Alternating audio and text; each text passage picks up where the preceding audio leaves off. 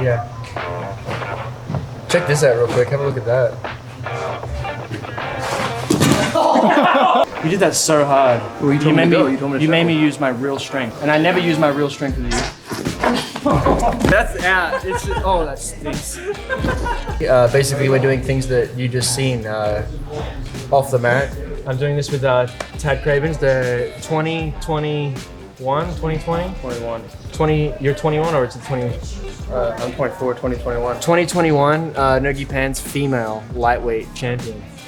He cut all his hair off. He's changing to the other team, but here we are. We're just going to do a guard retention DVD. Super simple.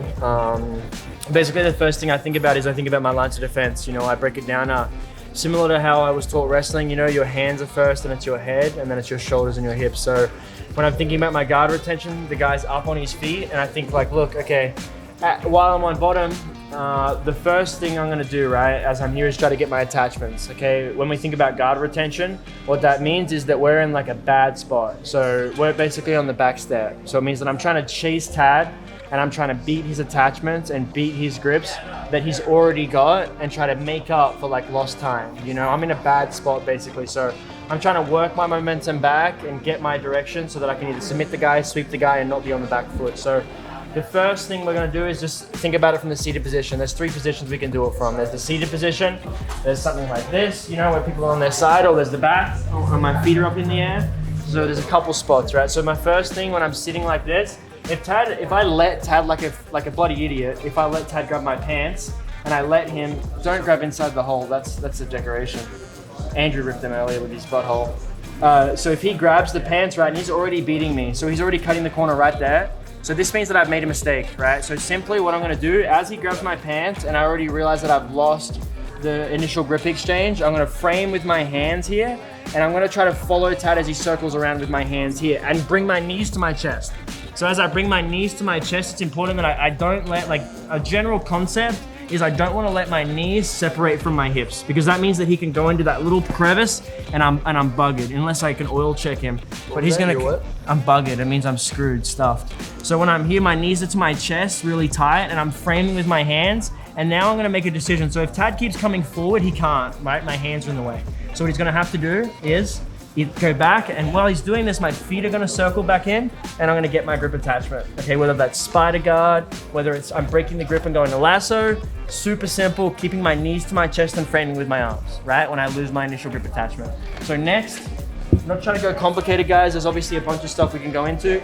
So the next part is when I'm here, he gets me on my back, and now I'm just fighting with my legs. I don't really have my hands, right? Because I can't sit up. So he's gonna circle the same way, or he's gonna push my feet. So he's gonna circle here this way, and similar to before, I'm gonna frame with my hands, but I can't just frame on his shoulders, right?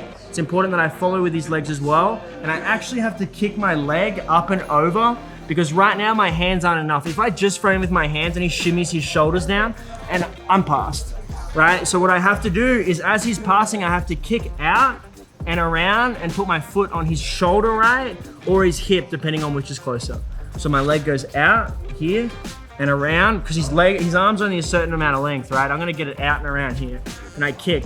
And then from here, I usually grab here, and he's gonna circle whichever way. Same way as before, I kick over, and now I'm back. Right, so you notice that as Tad circled, he circled pretty fast, but I did the same thing. You know, it gave you like a real live like view. He kicked this way, and I kicked my foot over to frame, and then as he circled back the other way, I did the same thing. But remember, guys, I can't just kick and not grab anything, because what Tad's gonna do is he's just gonna pass my guard right after that. Did all this hard work for nothing.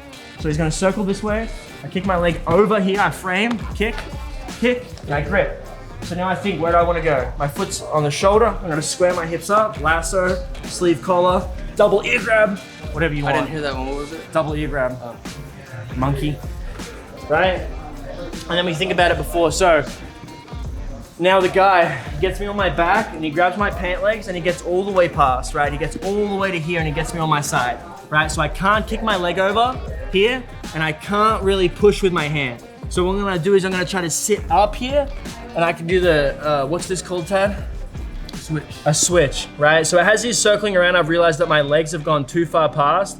I'm gonna switch grip, and as he keeps circling here, I'm just gonna keep using this to get my hips out and square up, square up, square up. Yeah. And then we're in like that scramble position. I'm either gonna like kick or frame, but I'm back square with my guard.